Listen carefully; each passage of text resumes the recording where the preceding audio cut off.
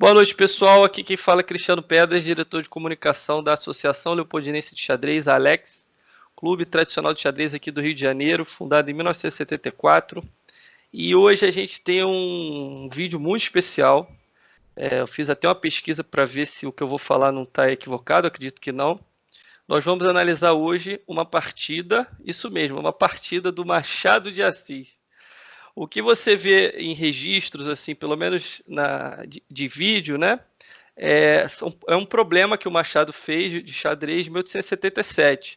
Mas essa partida aqui foi garimpada por um alexano, um sócio do clube chamado Braulio, e juntamente com o presidente do clube, o mestre Fides Mascarenhas, e a gente conseguiu chegar nessa partida que está registrada numa revista musical, a revista número 10, na Biblioteca Nacional.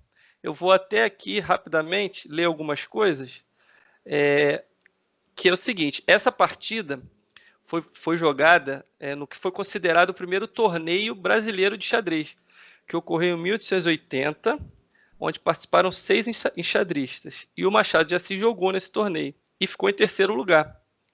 E o torneio foi realizado na casa de Arthur Napoleão. Arthur Napoleão era um pianista português que passou uma época aqui no Brasil e chegou a morar na rua Marquês de Abrantes. Foi lá que ocorreu esse torneio. E se vocês procurarem aqui no Wikipedia, com o termo Machado de Assis, vocês vão ver coisas interessantíssimas. Por exemplo, o Arthur Napoleão ele enfrentou o Paul Morphy, a lenda Paul Morphy, em Nova York, em 1859. O Paul Morphy jogou com uma torre a menos desde o início, mas ganhou do Arthur Napoleão. Só para você ter ideia do nível, né? E o Arthur Napoleão foi o primeiro desse torneio disputado em 1880. E uma outra curiosidade, o Machado de Assis fez agora 181 anos, aniversário de nascimento dele. E ele chamava o jogo de xadrez o jogo dos silenciosos, né? E aqui embaixo, depois vocês dão uma olhadinha, eu vou botar a descrição com o link dessa partida, que foi publicada na Revista Musical número 10. Então, é uma cópia digitalizada que está na página da Biblioteca Nacional. E pela primeira vez a gente vai fazer uma análise, porque até agora a gente nunca viu essa análise da partida com o mestre nacional Ney Jorge, a quem eu vou dar a palavra. Só vou fazer mais um comentário antes, que a Federação de Xadrez do Estado do Rio de Janeiro, a FEXERJ, na gestão do mestre Fides Alberto Mascarenhas, que é o atual presidente da Alex, criou no dia 21 de junho, justamente, que é o dia de nascimento de Machado de Assis, o Dia do Xadrez Fluminense, né, para prestigiar o Machado, que é considerado aí por muitos críticos literários o maior escritor brasileiro. E só para finalizar, para vocês terem ideia da época, né? 1880 foi disputado esse torneio e um ano depois ele publicou Memórias Póstumas de Brás Cubas, que é também considerado um dos melhores livros dele. Tá bom? Então é isso aí, pessoal. Agora eu vou passar a palavra aqui para o nosso mestre nacional Ney Jorge, que vai analisar essa partida e comentar outros aspectos também. Ney, fica à vontade aí. Boa noite. É Boa noite, contigo. Cristiano. Tudo bem? É um Tudo prazer bem. estar aqui com vocês novamente, principalmente tentando, né, comentar aqui essa partida brilhante do nosso Machado de Assis. Tá? Muito obrigado. Agora eu vou ficar off, pessoal, e no final a gente conversa de novo. Vai lá, Ney, compartilha a tela Ok, aí. vou compartilhar a tela. Beleza, gente. Nossa tela já foi compartilhada. Eu vou tecer alguns comentários sobre a partida do Machado de Assis com o Charles Pradès e vou dar ênfase em alguns momentos. Durante a partida, nós tivemos alguns jogadores brasileiros que seguiram até um determinado momento aqui da partida e só para abrilhantar mais ainda a nossa análise, que alguns brasileiros jogaram até recentemente parte, né, de alguns momentos da partida do Machado de Assis. Foi uma partida longa, com 68 lances, então vou me ater a comentar as partes que foram mais preponderantes aqui para a nossa partida do Machado, ok? Foi jogado E4, Machado de Assis jogou C5, siciliana, D4, CD4, cavalo F3, cavalo C6, cavalo por D4, cavalo F6, e cavalo C6. Hoje em dia, essa linha não está sendo muito utilizada pela elite, né? O habitual é que se jogue cavalo C3, que inclusive desenvolve uma peça, né? Então, esse lance não é muito habitual. BC6, bispo D3, E5. Aqui nesse momento, além de E5, nós tínhamos alguns lances como era possível jogar dama C7 ou D6. Em vez de E5, poderíamos ter jogado dama C7 ou inclusive D6 nessa posição. As pretas, Machado de Assis optou por E5. Cavalo C3. Já nesse momento, nós encontramos uma posição que foi jogada por transposição entre Daniel Monteiro e a Natália Bacarin. Essa partida terminou em tábuas. Foi jogada no Foz do Iguaçu Open no dia 18/5/2018. Ou seja, bem recente, né? Uns 2 anos atrás. Eu conheço a Natália Bacarin de alguns torneios pelo Brasil afora.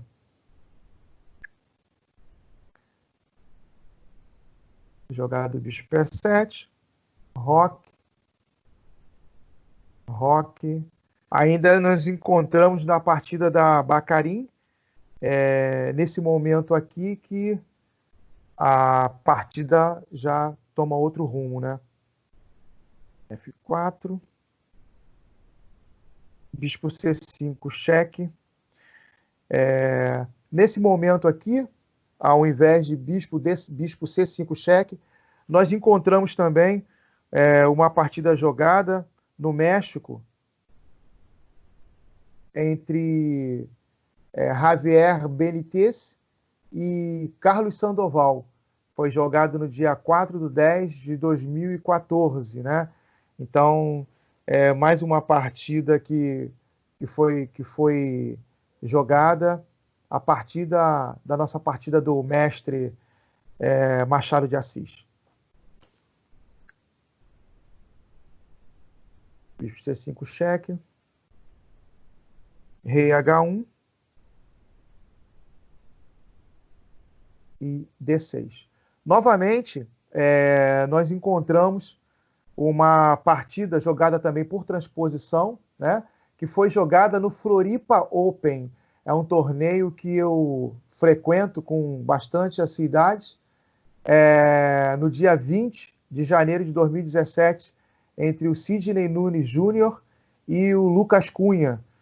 O Sidney, eu não recordo dele, mas o Lucas Cunha é um forte jogador e nunca joguei contra ele, mas é um outro jogador também que eu vejo em vários torneios, né?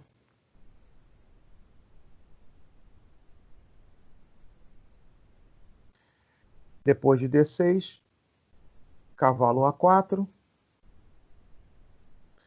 bispo B4, A3, bispo A5, B4 e bispo C7.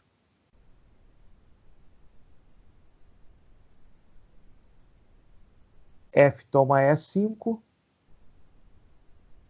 cavalo G4, né?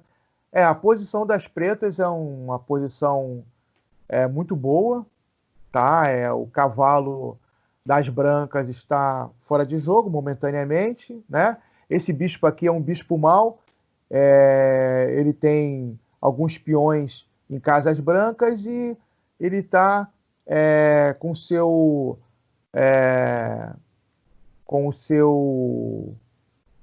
eu posso dizer assim, seu movimento paralisado por causa do seu próprio peão G4, né? Então, ele se torna um peão grande. Então, esse bispo aqui é um bispo mau, né? Tá atrás do peãozinho dele ali. Esse cavalo está fora de jogo e as pretas já têm algum tipo de ataque, né? Já pensam em atacar aqui o rei das brancas que está desprotegido, né? Depois de cavalo G4, as brancas não fizeram o melhor lance, jogaram bispo F4, que não foi um lance bom, estavam preocupados em defender o peão de H2 e não viram o tema tático aqui depois de D toma E5, bispo G3 e cavalo E3, dando um duplo ali na dama e na torre. Com esse lance, ele já consegue uma vantagem material, tá? Já ganha uma vantagemzinha de material, vai trocar a torre pelo seu cavalo. As brancas jogaram dama F3, cavalo F1, torre F1, ganhando a qualidade.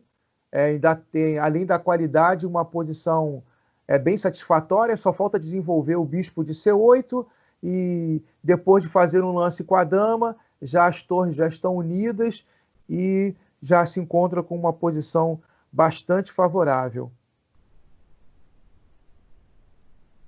Torre F1, as pretas jogaram A5, cavalo C5, A toma B, A toma B. Agora nós temos a coluna, o domínio da coluna de A. Essa torre domina a coluna, não tem como as peças brancas evitarem uma entrada na sétima, aliás, uma entrada na segunda fileira ou na terceira fileira das brancas, né? Então essa torre aqui já é uma torre muito forte depois que abriu-se linhas, né? Dama D4, bispo E1, defendendo o peãozinho de B, bispo B6, C3, dama D6. O lance de bispo aqui, a princípio não foi o melhor lance, né? Mas o certo teria sido desenvolver esse bispo logo de C aqui para que as torres pudessem se comunicar, né? Bispo F2, um lance forçado, né? Por causa da ameaça de se ganhar um peão de C depois da troca de bispo de B C5, peão toma e está caindo o peão. Então defendeu agora com o bispo F2. Bispo C7, uma imprecisão, uma pequena imprecisão também, foi com o bispo para lá, voltou com o bispo, novamente ele tem algum problema para poder desenvolver o bispo de C8, né? Tem esse pequeno inconveniente. Bispo C4, melhoraram o bispo, dama G6, a dama agora está em uma posição bem agressiva,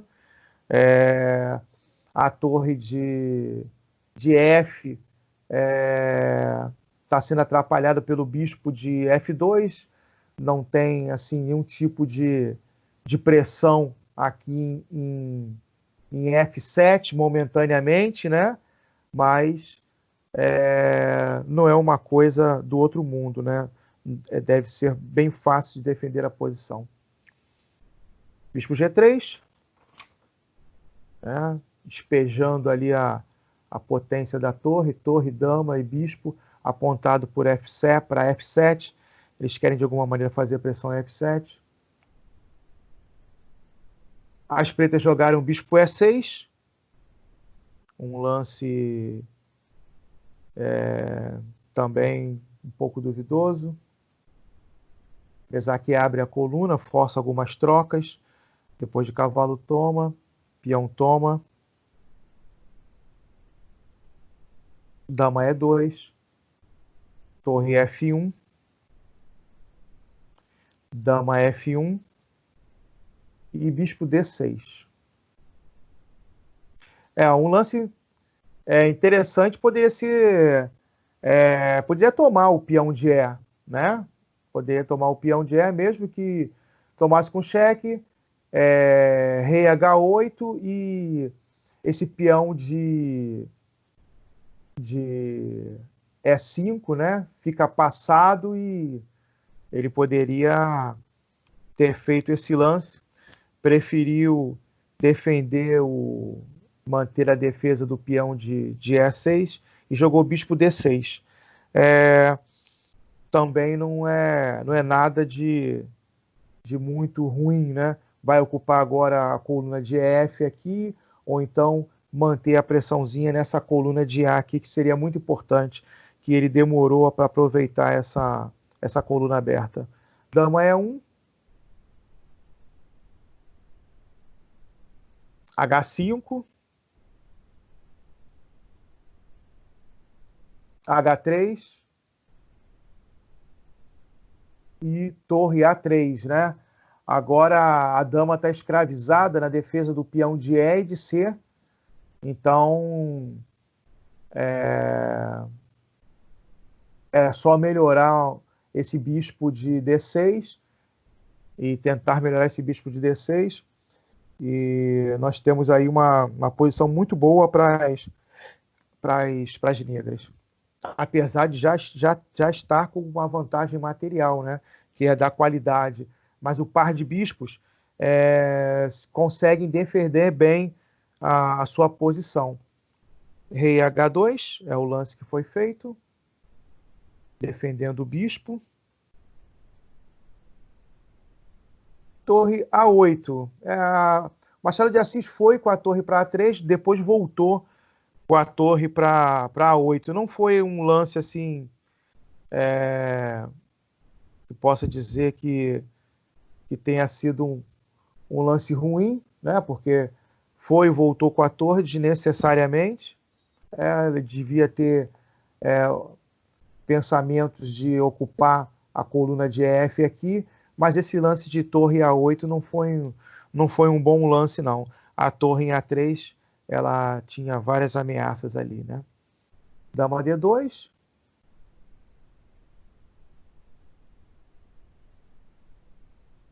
Torre D8. Bispo E7. Podia ser interessante também. Dama E1. Torre E8. Bispo B3. Dama F6. Um outro lance também que não tem assim... Ele quer melhorar o bispo, quer liberar o bispo e tem que defender o peão de E5. Então jogou dama F6 com essa ideia de defender o peão de E para poder tentar melhorar o bispo de D6. Só que deixa o peão de H5 desprotegido, né? H4.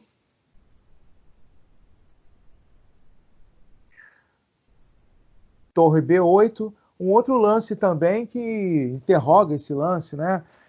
Não faz absolutamente nada, né? Ele não tem alguma ideia. Esse lance não traz nenhuma ideia para as pretas, né? Além do que perde um peão, né? Perde um peão forçadamente, né?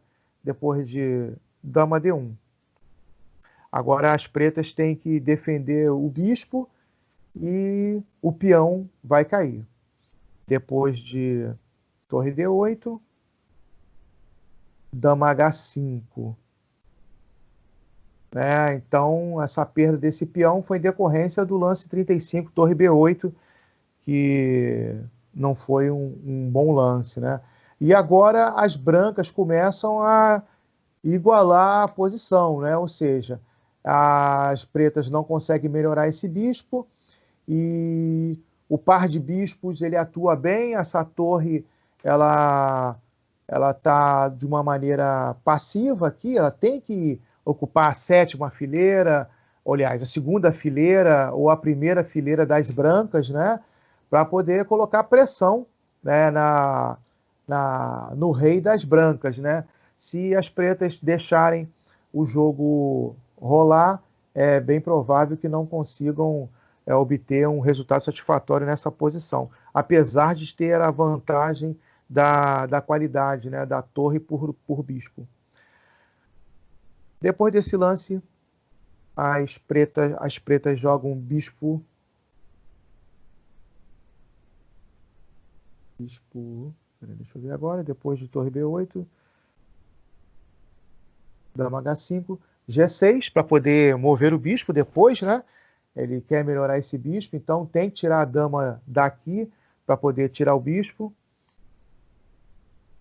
G6, dama G4, rei F7, dama E2, torre H8, agora colocando pressão no rei das brancas, né? Com torre e dama apontando para H4. Então, já deu uma melhorada nessa torre aí, né? Aqui, as brancas poderiam igualar a posição com o lance bispo E1. Esse lance bispo E1, inclusive, exclama, né? O lance bispo E1. A posição fica totalmente igualada depois de bispo E1, em vez de bispo D1, né? Porque, apesar da posição estar desbalanceada, né? Mas as peças brancas elas ficam bem posicionadas para poder defender os seus peõezinhos e o roque, né? Então, em vez de bispo D1, bispo E1 era um lance que exclamava aqui, né? Defende C3, agora libera o peão de G para defender H4, a dama está defendendo o peão de E4, o bispo se mantém numa posição bem ativa, né? Agora as brancas têm possibilidade de jogar em algum momento dama C4, fazendo pressão no peão de C e no peão de E6, né? Caso a dama tenha que sair dessa posição, né? Sair de onde ela está, para poder melhorar ali a sua posição. Então, com o bispo E1, a posição está bem igualada. Mas o nosso amigo de brancas jogou o bispo D1. E agora as pretas fizeram um lance bem agressivo e aí mostra a genialidade do nosso Machado de Assis. É um lance que sacrifica um peão, né? Ele vai sacrificar um peão, mas vai colocar todas as peças, vai passar todas as peças para a ala do rei e atacando o rei das brancas, né? Essa ideia de bispo C8 foi muito boa pelo Machado de Assis. Dama C4, a dama ataca o peão de C, mas em compensação se afasta da defesa do rei das brancas, né? Ele vai ganhar um peão, mas vai ficar muito longe da defesa do rei, né? Então, esse lance aí não foi muito bom. Bispo H6, né? Um outro lance bom, as pretas ignoram a defesa do peão de C e partem com tudo para o ataque ao rei branco, que só tem como defesa o bispo de D1 e o bispo de G3. Dama toma, esse lance interroga duas vezes e agora o Machado de Assis faz um lance excepcional, né? E é bispo F4. Um lance muito forte na posição. Dama C7 não leva a nada, a dama vai ficar totalmente fora do jogo, né? Esse lance aqui de dama E7, agora troca as damas. Rei toma.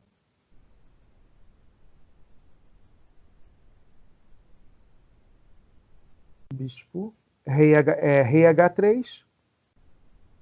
Bispo G3. Dama toma. E agora temos um final de torre por bispo, com bispo e 2 peões. Bispo e 2 peões pela torre, né? Essa posição tem grandes possibilidades de empatar, não é? Vai ser muito difícil das pretas conseguirem ganhar essa partida, né? Torre C8. B5. Torre C3 cheque. Dama G4. Melhor seria jogar rei F2. Né? Mantia ali o rei próximo do peão de E e próximo do bispo que tem que ir para E2 para poder defender o peão de B5, né? Então, ele jogou rei G4, torre C4, atacando o peão de E, rei F3, torre B4, bispo E2. Agora o bispo e o rei estão defendendo os peõezinhos e o rei das negras fica livre para poder atacar outros peões, né? Rei F6, rei E3, torre D4, corta a passagem do rei, e esse peão não pode avançar, o peão de B não pode avançar, porque sempre que avançar o peão tem torre B4, o peão cai, né? Vamos ver agora como Machado de Assis tenta melhorar esse rei dele. Bispo D3. Torre D6. Rei D2. Quer passar o rei para a ala da dama para poder tentar apoiar o avanço do peão de B agora com o rei, né? Então, esse lance de torre D6 não foi um bom lance, né? Porque é melhor defender o peão por trás, né? E vir com o rei para lá da dama. Jogou torre B6. Rei C3. Voltou com o rei para E7. Rei B4 e rei D6. Agora as brancas estão quase que igualando a posição. Já está muito difícil para as pretas conseguirem ganhar essa partida, né? Porque agora o rei das brancas ativou, o bispo agora está bem posicionado, né? Ele defende o E4, defende o B5 e o rei das pretas agora fica meio que escravizado agora na defesa dessas casas de promoção do peão de B. Né? As pretas ainda têm chances de ganhar a partida, né? Mas tem que jogar com bastante precisão, porque agora o rei das brancas e o bispo estão bem ativos. G4, um bom lance das brancas, eles querem trocar o peão de G, né? Porque estão com 2 contra 1 ali e vai fazer agora peão passado nas duas alas, né? Na ala do rei e na ala da dama, né? Conseguindo fazer isso, quase que inevitável aí o empate, né? Vai ficar muito difícil para as pretas conseguirem melhorar as suas peças, né? Ainda não é impossível, mas já está bem difícil já. Torre B8, H5, peão toma, e torre H8, e agora as brancas fazem um lance muito ruim, né? O lance correto seria jogar bispo E2, defendendo o peão de H5, e as pretas teriam que